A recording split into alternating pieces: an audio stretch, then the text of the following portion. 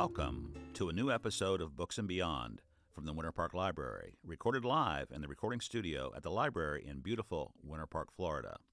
In Books and Beyond, we have conversations with writers, musicians, artists, presenters, and other contributors.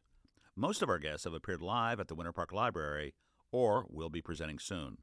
We hope you'll subscribe to the Books and Beyond podcast and that you'll stay up to date with library goings-on at winterparklibrary.org/events. That's winterparklibrary.org/events. I'm Michael Werner, and I'll be your host for our interviews. Enjoy the show. Hello out there, library patrons, readers, and smart people everywhere. It's Michael Werner here with the Books and Beyond podcast. And today we have a very special guest. We have Dr. Ruth Edwards. She's the Director of Education. And I'll tell you why I'm really excited to have you here, Ruth. Well, let's say hello, Ruth. Hi. Hi, Michael. Thank you for having me. Good to be here. Great to have you. Ruth is in charge of, she's the Director of Education here at the Winter Park Library. And I like to call it the Winter Park University, but I realized in talking to Ruth before the show here that it actually, some other people have been calling it that too. So Ruth, we'll get into that in a minute. Okay. But I thought might help everyone out to understand sort of a little bit about your background, where you came from, and how you got to this point. Okay. So I will start with, I usually say I'm a grit. Okay. I'm a girl raised in the South. Okay. I'm a native of South Carolina. The Low Country, which is between Myrtle Beach and Charleston, is where I grew up. Okay. It's also the Gullah Geechee Cultural Heritage Trail, so there's part of that in me too. When I go home and I cross the Cooper River Bridge, my friends say, you realize you're not speaking like you usually speak. You're now talking like the sing-song folks in this area. It's like, I can't help it. So that is where I'm from. I grew up there. Educated in the school system in Charleston, South Carolina, Catholic school and then public school. Middle of 5 children. Okay. My mother always said I was the one who went left if everybody else went right, so I'm still doing it. What else can I tell you? So you were a bit of a troublemaker. I'm adventurous. How's that? I'm adventurous. Okay. My team will tell you that too. Oh my God, she's got another idea. Yeah. Raised there, worked in, went to school in North Carolina. I don't know how much deep you want me to get to. Well, just wherever you feel like telling us. Went to what is known as an HBCU, an historically black college and university, Johnson C. Smith University in Charlotte, North Carolina. Worked there for a while, graduated, 2 weeks before graduation, got my first job in broadcasting, which was my major. So okay. I look who did that. Okay. Yeah. And worked in the background of a television station, ABC affiliate, and then had the opportunity to move back to Charleston and work in my, quote, hometown, quote, at another TV station, the one I grew up watching, which was mind-blowing for me. It's like I watched these people on TV and now I'm working with them, so that was really cool. Yeah. Eventually was promoted to Public Affairs Director, and I was a producer host. So I had a live weekly women's talk show and a live quarterly Minority Affairs magazine show. Did that for several years, there for 12 years. And so the whole time, I had one producer who told me, just keep learning how to do all the things. And so every time there was an opportunity to learn something new, I said, I want to learn how to do that. I learned everything except how to direct, which was the punching of the button and pushing the camera for the camera shots. But I ran camera in the studio. I gave cues. I was on the other side of it as well. I produced telethons and talk shows. So it was fun. It was a blast. It was a great experience. And then I wanted to do more. And the general manager at the time said, you're not a journalist. I'm like, okay. I got a degree in communications. I don't know what you call it. And a funny thing in my brain said, oh, then we can go do something else. And so I went back to grad school, and I got hooked on corporate training. I was just really fascinated by it, interested in it. Pursued my master's in education, which was primarily curriculum and instruction, so designing training. Did my research on what was called edutainment, which was the premise behind Sesame Street. A lot of corporations at the time were adapting that to do their training for their staffs. So they would make it entertaining, but it was looked like a Broadway show, but it was a training session for corporate employees. Yes. Worked at a training company, Merritt's Performance Improvement Training in Fenton, Missouri, just outside St. Louis. Okay. And You that had was what they. relocated to St. Louis at the I time? did. I graduated from my program in Carbondale, got an internship in St. Louis, which evolved into a full-time job, and eventually worked there for several years, and that evolved into full-time freelance because then I thought, I want to do more.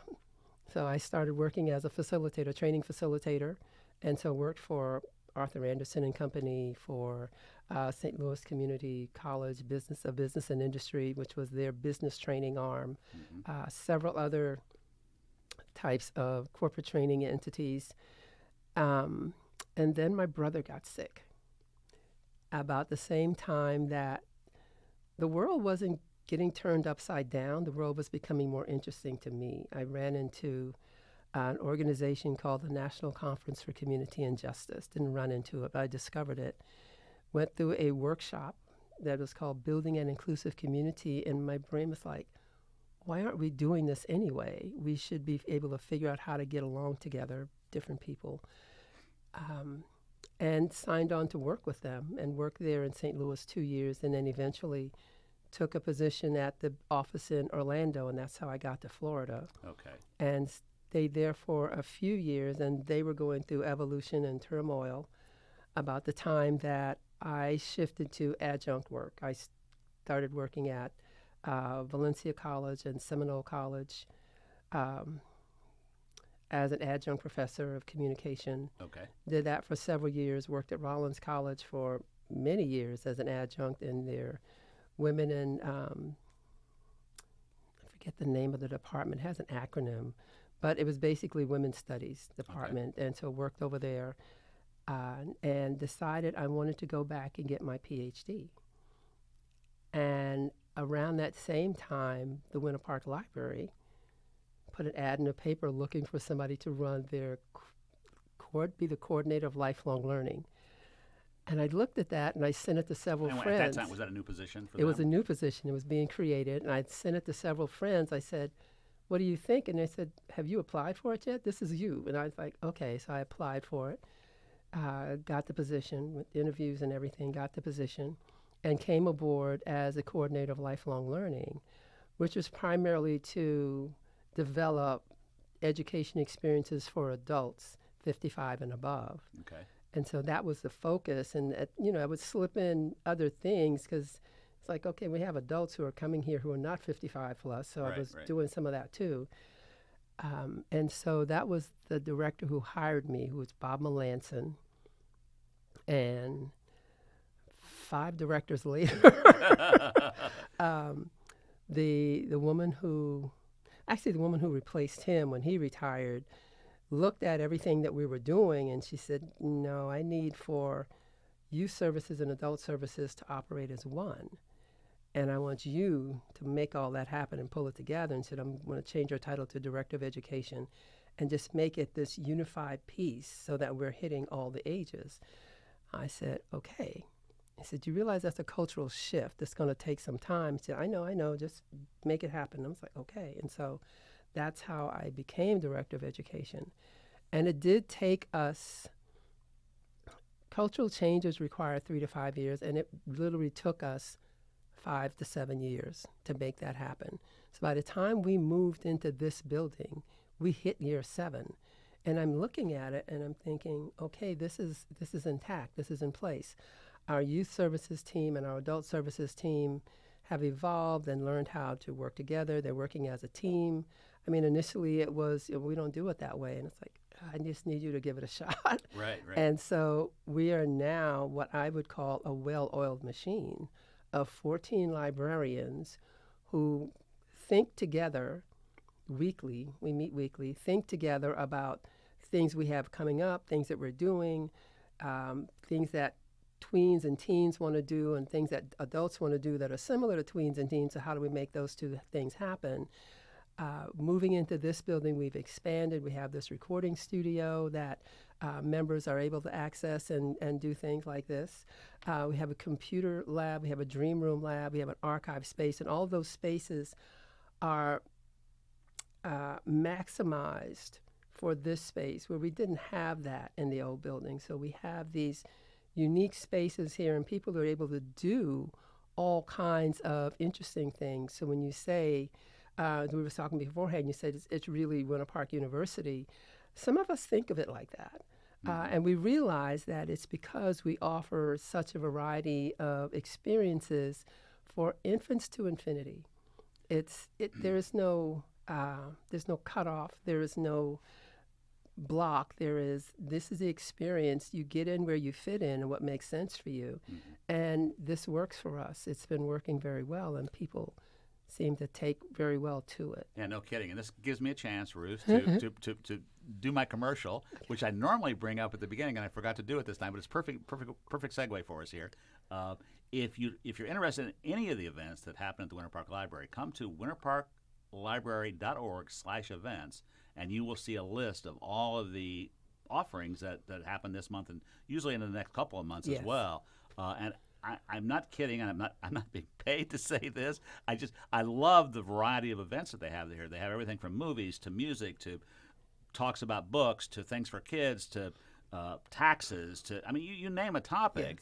Yes. Archaeology, anthropology. Everything is here. It's all here. And it's amazing. So it's winterparklibrary.org/events. Come there, take a look at it. If you're in the library, you can pick up the monthly calendar of events. Exactly. So Ruth, it's very impressive of what you're doing here, what you've done. So thank you very much. Just as a patron of the library, it's wonderful. winterparklibrary.org/events. Good to hear. Yeah, Good to hear. Yeah. So so you're here. You're at the library. You're doing Winter Park Library. You're doing the Director of Education, doing all these events. But you've got another life. You've got other things you're doing, right? And Yes. you're going to be doing a talk in a couple of days. Yes. About one of your most recent books. Yes. Could you tell us a little bit about that? What that's all about? So And you've written before too, right? I have. This is actually the second edition of the first book. Okay. And the title is Becoming a Black Woman. Okay. It is based on my dissertation research. And I don't want people to be backed off by the word dissertation. I literally wanted this not to be sitting in an archive somewhere in Chicago. I wanted people to be able to access it and read it and look at it. And so my test subject at the time was my then 16-year-old goddaughter, and I said, read this. And she said, oh, this makes perfect sense to me. So I wrote it again with the mindset that anybody would be able to pick up this book and be able to understand what the socialization process for a Black woman born and raised in the United States. And it was specifically aimed at that audience because that's the audience I had access to who could participate in the study. It's what's called a qualitative study. So it was with 9 Black women from ages 15 to 80 at the time participated in this, and we talked about growth and development and experiences and life experiences and memories. Because the tool I use is called collective memory work, which is you think back on situations that have contributed to making you who you are. And that is really the gist of the book. And so on Sunday afternoon, I will be in conversation with the vice president of, let me see that sheet again, because I even mess up the acronym. Sure. But it is a partnership with the Association for the Study of African American Life and History, the Dorothy T. Johnson branch.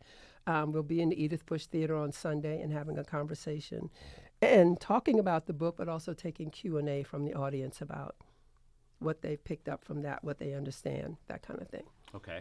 Got several questions for you. But, oh my goodness, what does that mean? That means, Dr. Ruth, if you haven't heard that before, what that means is we're going to do a little rapid-fire Q&A because a lot of our listeners just like to get to know us as people. Okay. And we want to get to know a little bit more about you as people. So we're going to fire some questions at you. Okay. And in just a quick response sort of way, one sentence, one word, couple of sentences, give us a response. Okay. And then we'll just go right on to the next one. Gotcha. Okay.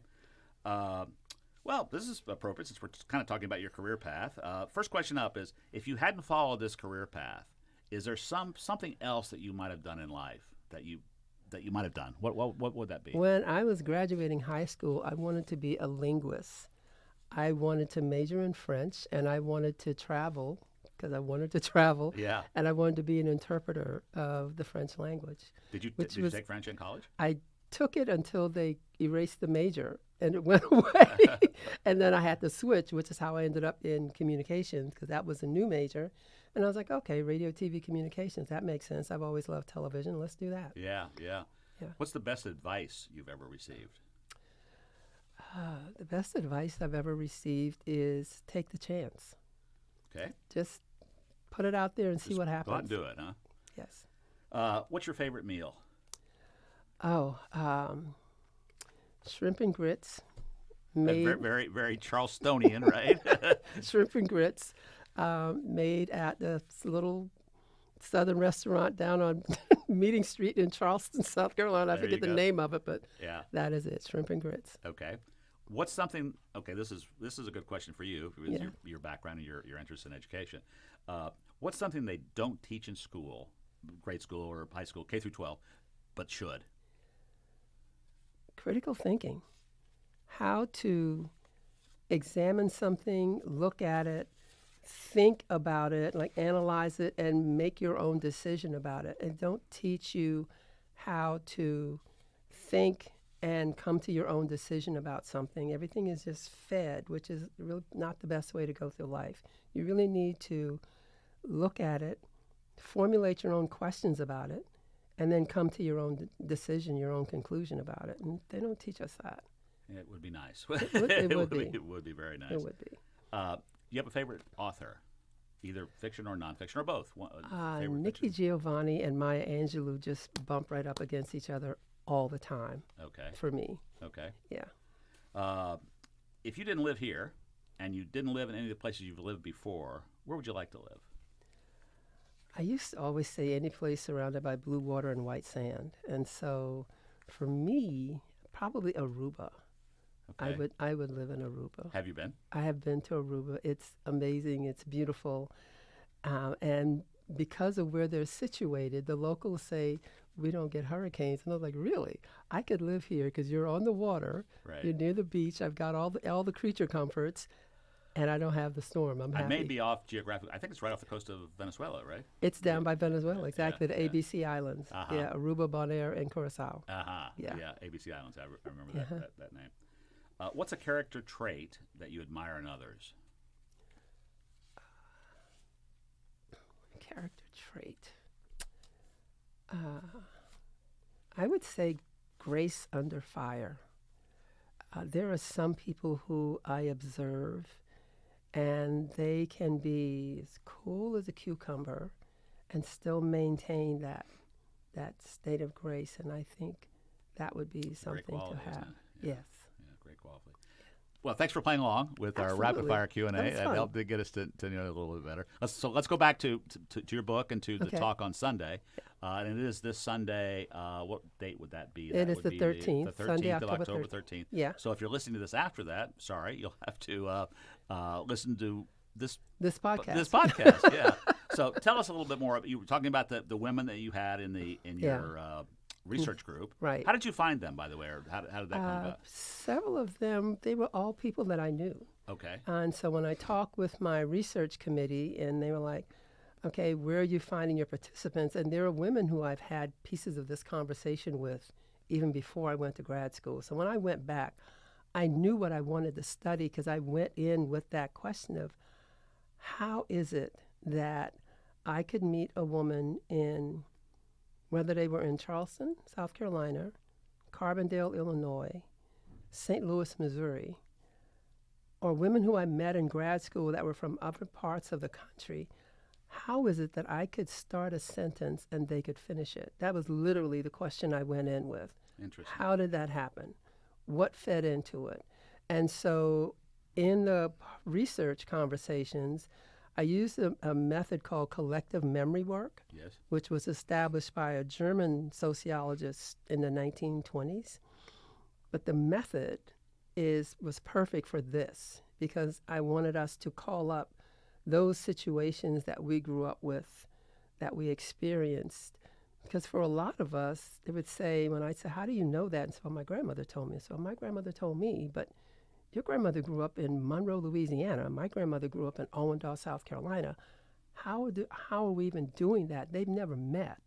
And so that was the crux of the research itself. And so in my mind, that was always the question, even though I had to create formal research questions. My chairman was like, you can't call your study, how did we get like this? So,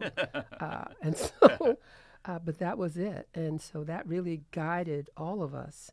And I don't want to give you all the details, but there were a few core questions that I asked each woman.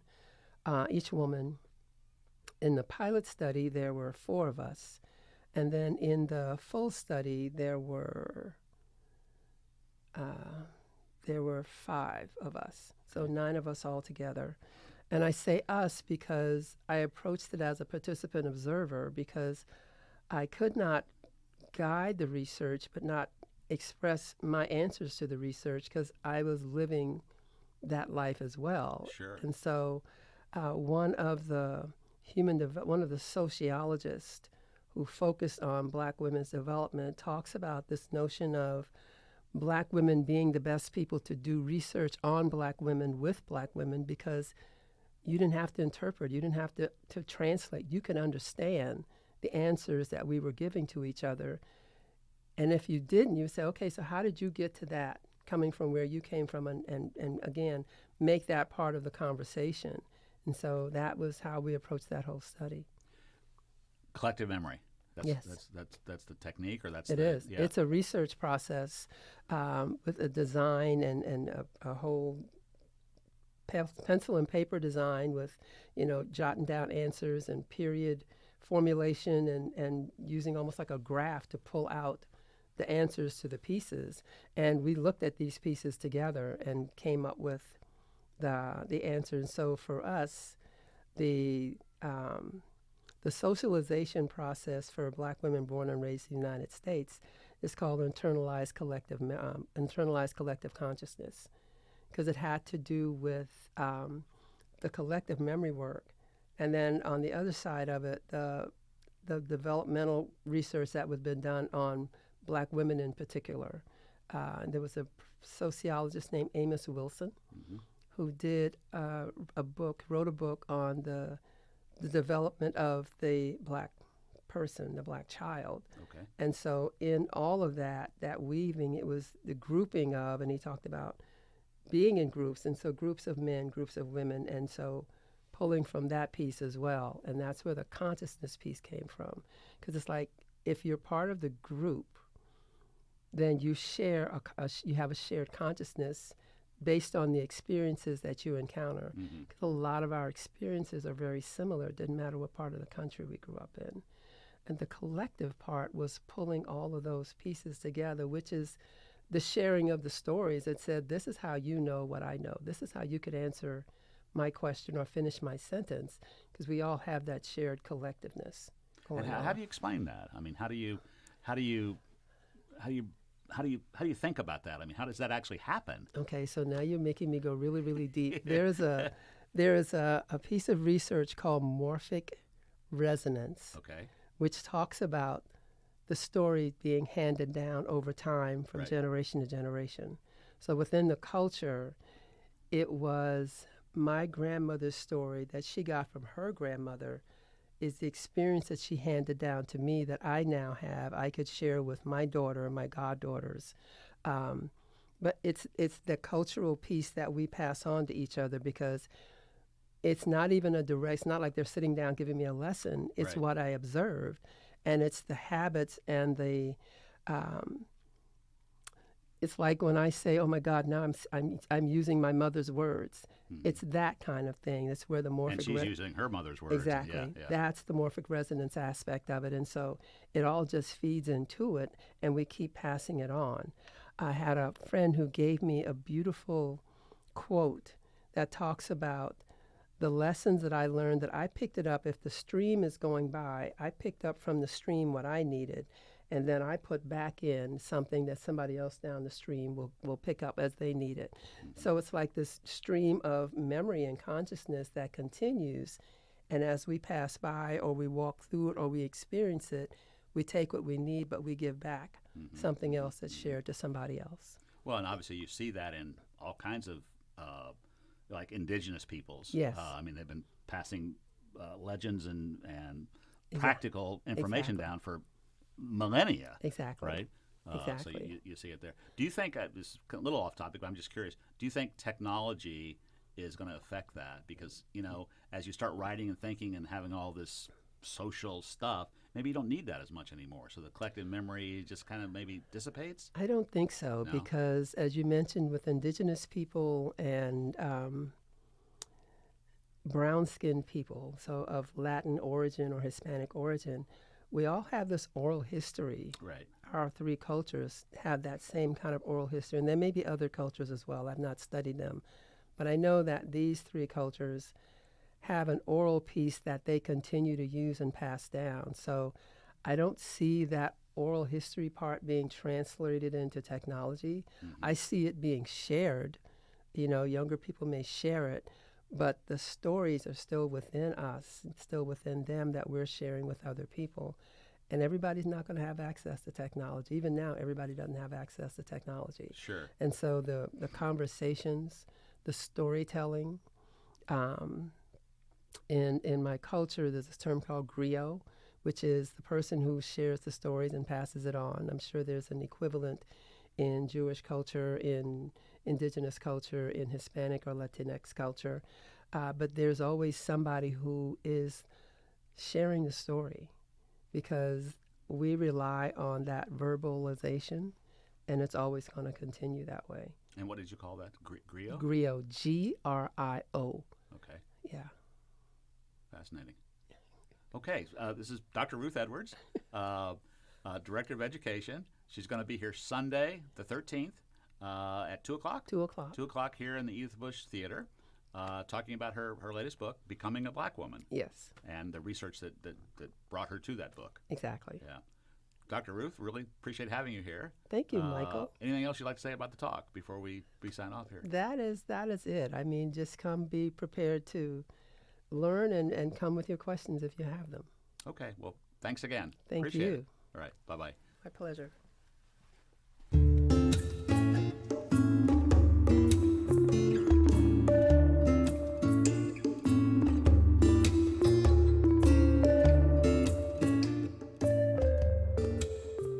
Thanks for joining us for another episode of Books and Beyond from the Winter Park Library. This podcast would not be possible without the generous help and support from the library staff, and especially from Jeremy Zorn. Jeremy's official title is Public Services Librarian, but he does many things here at the library, including producing this podcast. We can't do this without you, Jeremy. Our theme music is from the song Don't Go by Bovine Joe and the Buffalo Herd. That's Herd spelled H-E-A-R-D. We hope you'll let your friends and others know about this podcast, and that you'll come by the library for one of our offerings, which you can find at winterparklibrary.org/events. That's winterparklibrary.org/events. If you have questions or suggestions for the podcast, or just want to talk about Books and Beyond, please send an email to podcast@winterparklibrary.org. That's an email to podcast@winterparklibrary.org. Remember that the Winter Park Library promotes the free and open exchange of ideas and does not attempt to control or take responsibility for any opinions that may be expressed in this podcast. Opinions expressed in this podcast do not constitute or imply an endorsement or a reflection of the library's policies or beliefs. This is Michael Werner, wishing you well until our next episode of Books and Beyond.